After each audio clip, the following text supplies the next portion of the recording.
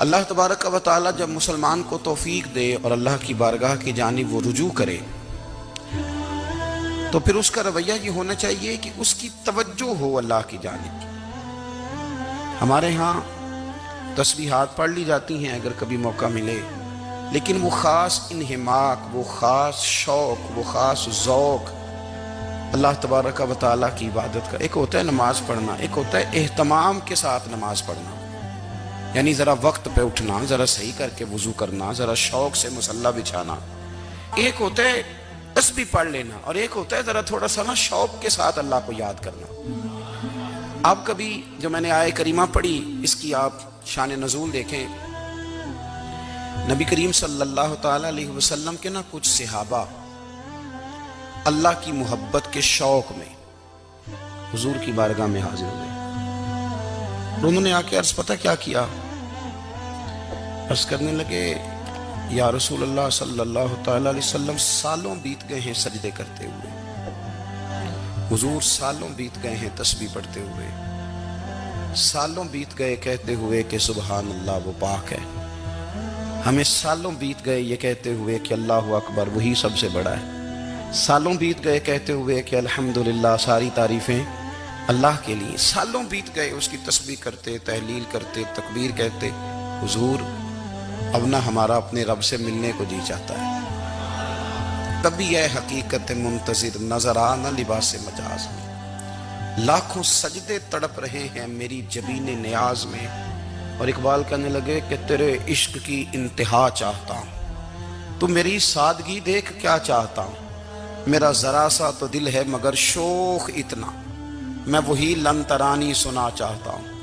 میرا بھی دل کرتا ہے کہ اللہ میں تجھے کہوں میں تجھے دیکھنا چاہتا ہوں جس طرح حضرت موسیٰ کلیم علیہ السلام نے کہا تھا، اور تو مجھے کہے کہ لن ترانی تو نہیں دیکھ سکتا، ذرا سا تو دل ہے مگر شوق اتنا، میں بھی وہی لن ترانی سنا چاہتا ہوں. پھر کہنے لگے بھری بزم میں راز کی بات کہہ دی، بڑا بے ادب ہوں سزا چاہتا ہوں. دیکھو سب لوگوں کے بیچ ہی میں نے یہ کہہ دیا. میرے عزیز صحابہ شوق میں کتنے سارے لوگ ہیں، آپ کتنی ماشاءاللہ بڑی تعداد میں آپ آئے. ہم بھی کبھی اس شوق میں گئے ہیں کہ ہمارے رب کو دیکھنے کو دل چاہتا ہے، ہمارا جی چاہے وہ کبھی ہمیں ملے. حضرت عبداللہ ابن عمر رضی اللہ تعالیٰ عنہ حضرت عمر کے صاحبزادے، مکہ مکرمہ میں ان کی قبر ہے. میں نے جب انہیں پڑھا تو مجھے ان سے بڑا پیار ہو گیا، لیکن آپ کو پتہ ہے وہاں جا کے کسی شخص کا مزار تلاش کرنا یا پوچھنا ایک مشکل کام ہوتا ہے. تو ایک دفعہ میں مکہ شریف میں حاضر تھا تو ایک گاڑی والا ڈرائیور مجھے کہنے لگا کہ مولانا میں آپ کو جانتا ہوں، مجھے آپ سے محبت ہے، ایک بات بتاؤں آپ کو. میں نے کہا بتاؤ. کہنے لگے حضرت عبداللہ ابن عمر کی قبر دیکھنی ہے.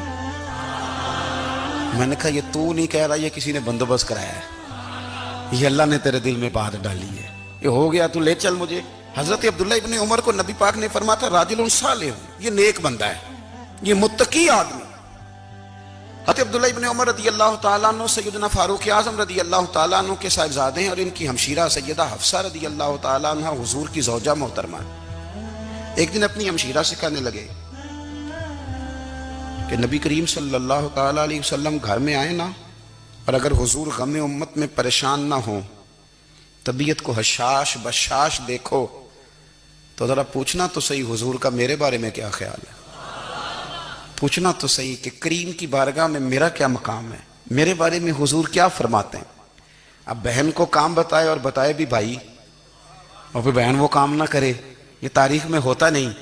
حضرت عمر فاروق رضی اللہ تعالیٰ عنہ کی صاحبزادی ام المومنین رضی اللہ تعالیٰ عنہ فرماتی ہیں کہ میں تو بس منتظر تھی. انہوں نے تو کہا تھا نا کہ اگر تم حشاش بشاش دیکھو تو بات کرنا، لیکن حضور تشریف لائے، میری باری تھی، میرے گھر تشریف لائے، کھانا پیش کیا تو فوراً میں نے عرض کی حضور ایک بات پوچھنی تھی. تو حضور نے فرمایا پوچھئے. میں نے عرض کی حضور میرے بھائی عبداللہ ابن عمر کے بارے میں آپ کا کیا خیال ہے؟ نوجوانوں میری بات پہ غور کرنا، میرے بھائی کے بارے میں آپ کا کیا خیال ہے؟ تو نبی کریم صلی اللہ تعالیٰ علیہ وآلہ وسلم نے میری طرف دیکھا اور پھر حضور زیر لب تھوڑا مسکرائے. اور بریلی کے امام کہتے ہیں کہ حضور مسکرا دیتے تھے نا تو جو بڑا دکھی ہوتا تھا وہ بھی ہنس پڑتا تھا. اب سوال پیدا ہوتا تھا کہ پھر تو اس مسکراہٹ کے لیے انتظار کرنا پڑتا ہوگا کئی کئی مہینے کہ حضور مسکرائیں تو رونے والے ہنسیں، تو اعلیٰ حضرت فرماتے نہیں، انتظار نہیں کرنا پڑتا، یہ مسکراتے رہنا تو حضور کی عادت ہے۔ جس کی تسکین سے روتے ہوئے ہنس پڑے اس تبسم کی عادت پہ لاکھوں سلام۔ یعنی یہ تو عادت ہے حضور کی مسکراتے رہنا، اس کے لیے انتظار نہیں کرنا پڑتا۔